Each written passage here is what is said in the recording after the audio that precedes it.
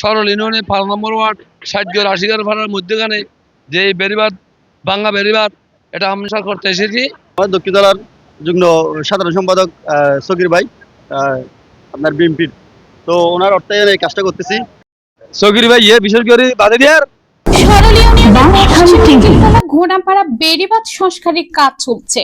টানা 5 দিন বৃষ্টি ও পাহাড়ি ঢলে বন্যায় প্লাবিত হয় বাঁশখালী উপজেলা।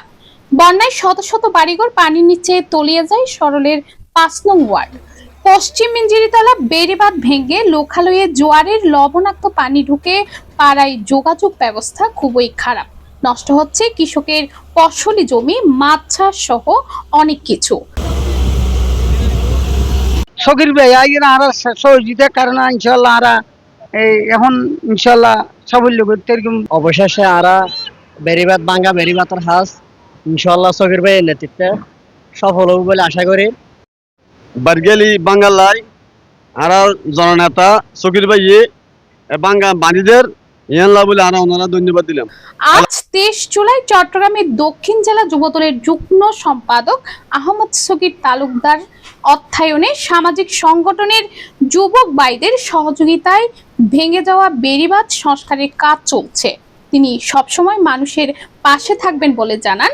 জনকল্যাণমূলক এই কাজের জন্য স্থানীয় বাসিন্দারা এই কাজের ভূয়সী প্রশংসা করেন।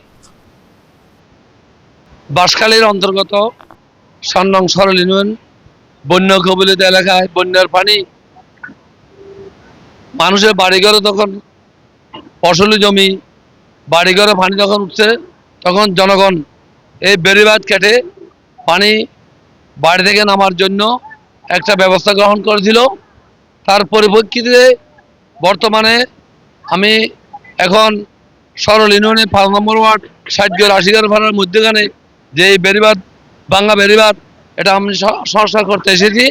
আমরা মানুষের বাড়িঘরে জোয়ারের পানি ঢুকে আবারও কষ্ট পাবে এই কারণে আমরা বেড়িবাঁধ আসলে সংস্কার করছি। ইনশাল্লাহ এর পূর্বে আমি আরো 60টা বেড়িবাঁধের ভাঙ্গা বেড়িবাঁধ সংস্কার করছি।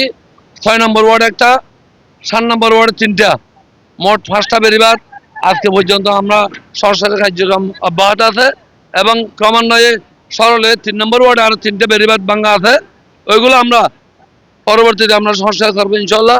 সকলে দোয়া করবেন এবং ইনশাল্লাহ আগামীতে আপনাদের পাশে থাকবো এই প্রত্যাশা রেখে আমি আমার সংক্ষিপ্ত বক্তব্য এখানে শেষ করছি। আসসালামু আলাইকুম ওয়া রাহমাতুল্লাহ।